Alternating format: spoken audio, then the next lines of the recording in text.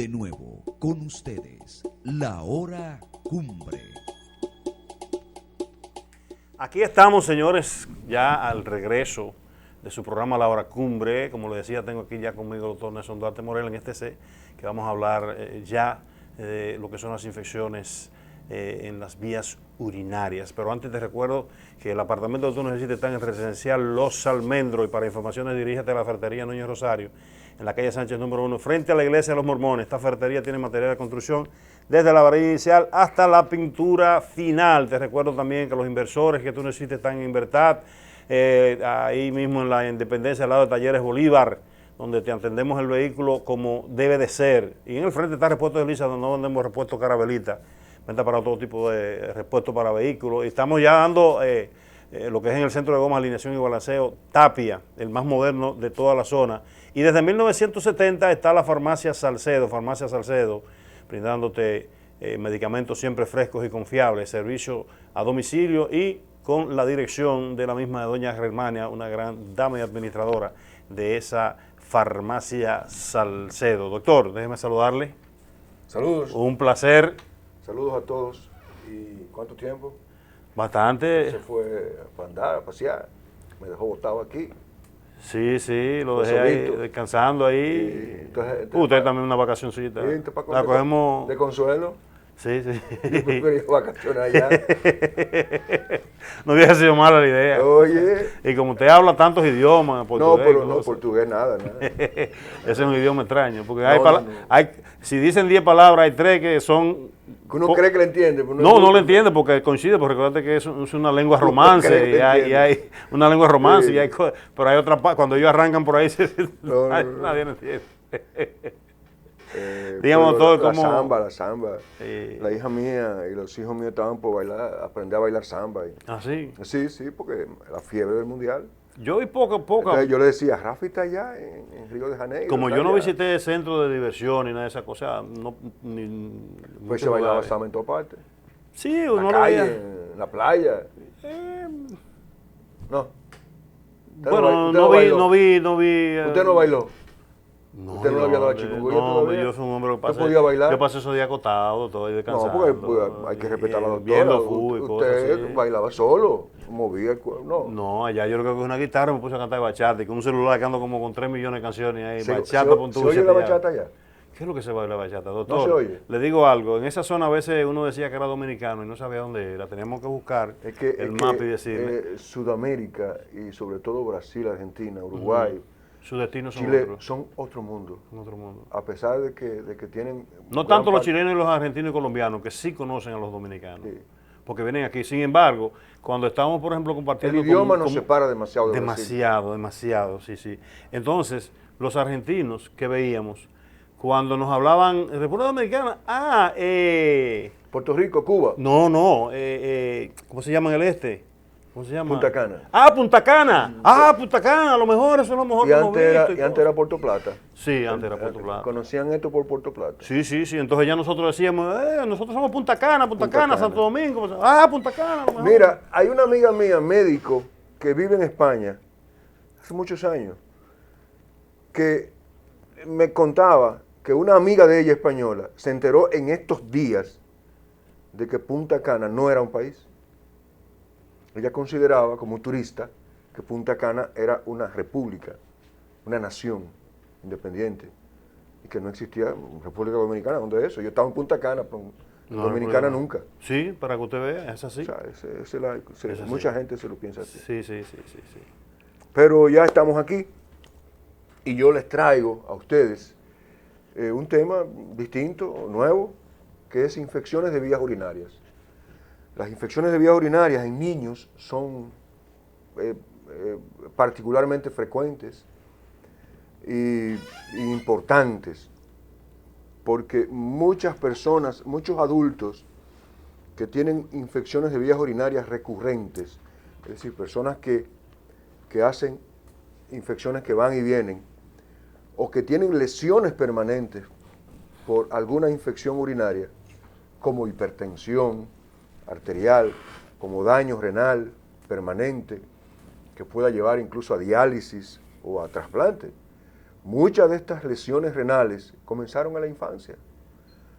Así como hablábamos de la hipertensión en días pasados, y decíamos que muchos casos de hipertensión comienzan en la niñez, y mucha gente, los padres a veces no se dan cuenta de lo que está pasando, ocurre por dentro, y si no lo llevan al médico y el médico escudriña, no le toman la presión al niño, podemos perder de la oportunidad de detectar un problema, tratarlo y controlarlo a tiempo y prevenir complicaciones.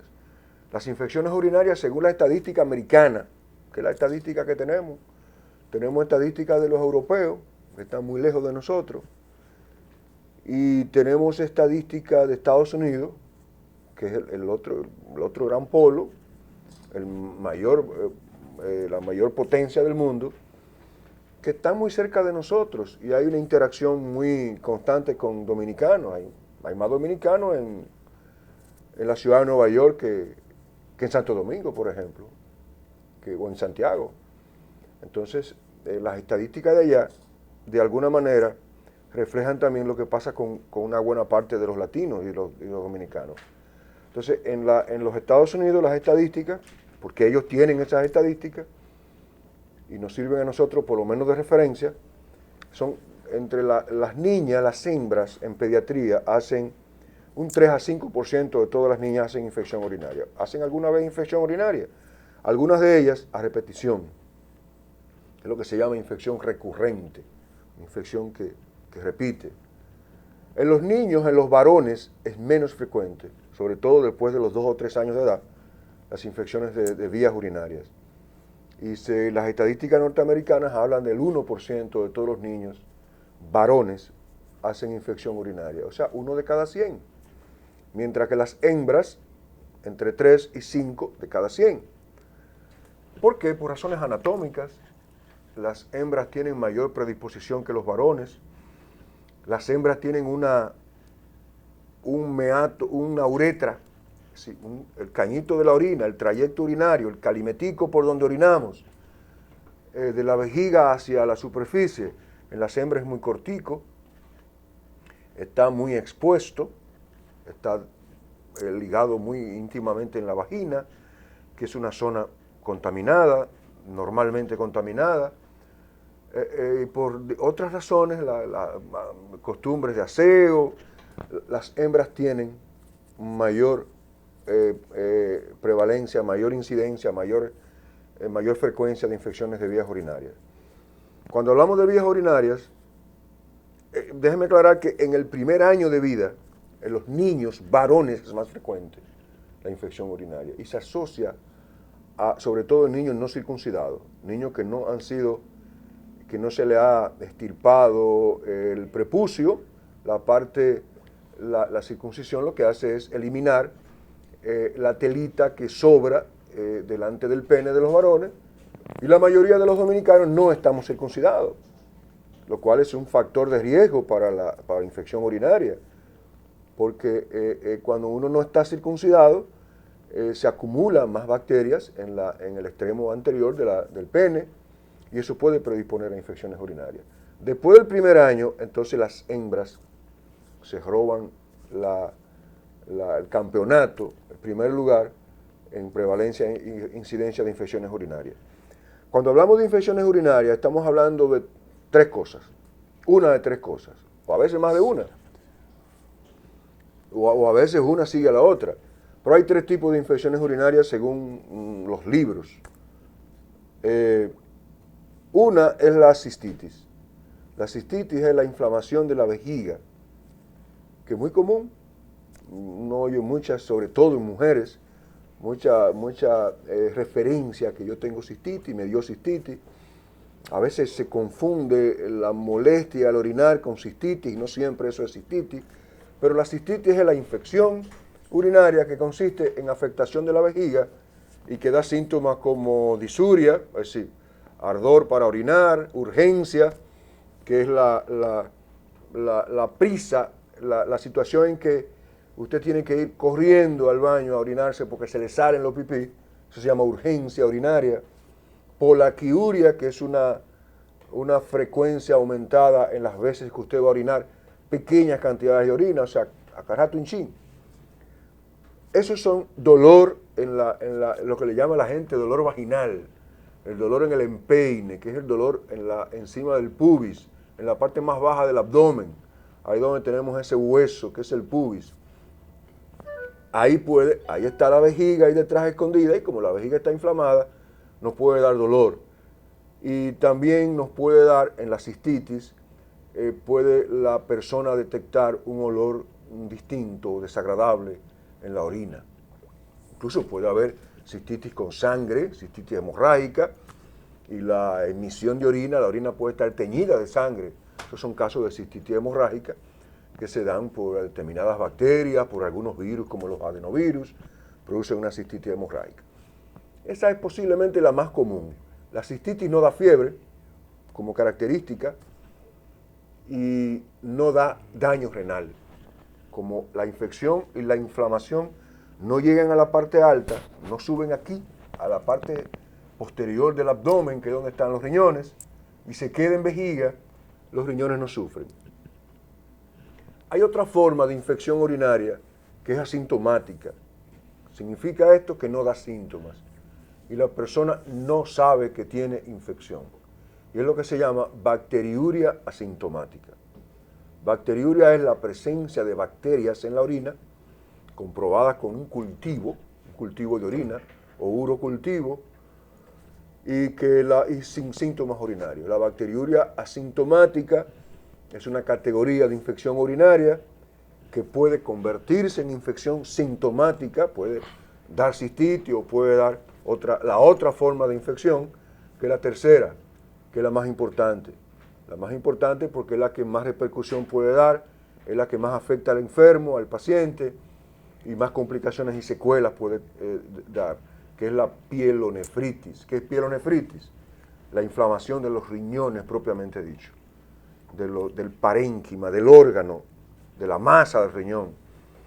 Cuando la infección sube, porque la mayoría, el 90% de las infecciones urinarias son ascendentes, o sea, vienen de vagina, o vienen del ano, o vienen del pene o del ano en el varón,